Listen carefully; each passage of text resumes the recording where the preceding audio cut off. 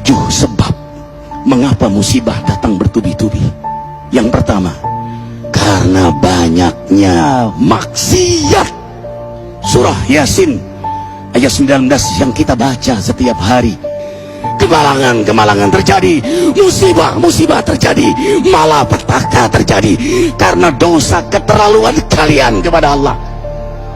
Yang kedua, karena banyaknya orang berbuat zalim. Dengarkan surah Qasas ayat 59. Kami tidak akan menghancurkan satu daerah kecuali para penduduknya banyak berbuat zalim.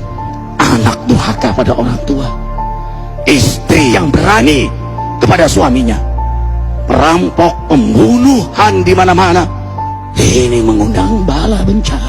Yang ketiga, mengundang bala bencana karena kelakuan tangan-tangan manusia.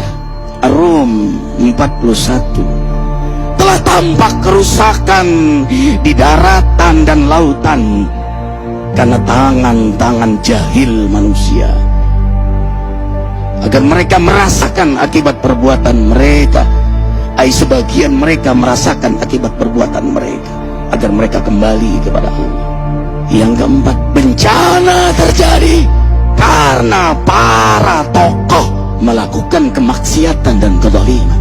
Dengarkan dengan iman, wahai penduduk Indonesia yang mulia, bila kami ingin menghancurkan suatu negeri, kami perintahkan para tokohnya untuk taat kepada Allah, tapi mereka maksiat, tapi mereka berbuat zalim, tapi mereka khianat kepadaku dan kepada makhlukku. Bahaqqa alaihil qaul, maka haklah untuk mereka datang bala bencana seperti kaum Ad, kaum Samud, kaum Lut, kaum Nuh. Kami hancurkan sehancur-hancurnya. Siapa tokoh itu? Para pemimpin kita yang sumpah Al-Quran di kepalanya, demi Allah tidak korupsi. Lalu korupsi. Siapa lagi? Hartawan, orang-orang kaya yang dengan harta berpoya-poya, sombong, maksiat dengan kekayaannya di tengah orang yang banyak menderita. Siapa lagi? Ulama yang menjual ayat-ayat Allah dengan murah. Subhanallah. Yang kelima, mengapa bala bencana terjadi? Karena orang-orang soleh, orang-orang baik diam melihat kemaksiatan dan kemungkaran. Surah Al-Anfal ayat 25. Takutlah kalian dengan musibah yang tidak hanya menimpa orang yang maksiat, orang yang berbuat zalim, tapi juga kalian orang-orang soleh. Maka masa bodoh dengan kemaksiatan bukanlah sikap seorang mukmin.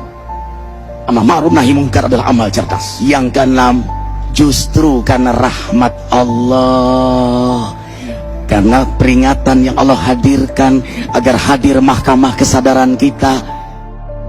Ikhwah, dengarkan dengan iman surah Al-Baqarah ayat 155, 156, 157. Kami pasti uji kalian dengan sesuatu yang buat kalian takut lapar, takut miskin, takut kematian. Tapi kabarkan berita gembira bagi hamba Allah yang sabar dari semua ujiannya, yang mereka berkata, sesungguhnya kami milik Allah dan sungguhnya kami akan kembali kepada Allah. Yang terakhir, yang ketujuh, ada yang nanya, bagaimana yang maksiat yang selamat? Tenang-tenang saja. Yang berbuat zalim malah sukses. Di mana keadilannya? Allah Maha Adil. Dengarkan surah Hud ayat 15-16. Barang siapa mencari kesenangan dunia, lalu dia menghalalkan semua cara, apa kata Allah? Kami beri, tapi di akhirat tidak mendapatkan secuil pun kenikmatan, malah nikmat di dunianya menjadi bahan bakar azab untuk dirinya. Itulah istidrat. Lalu apa sikap kita sekarang? Orang beriman menjadikan peristiwa apapun sebagai jalan untuk mendekatkan dirinya kepada Allah.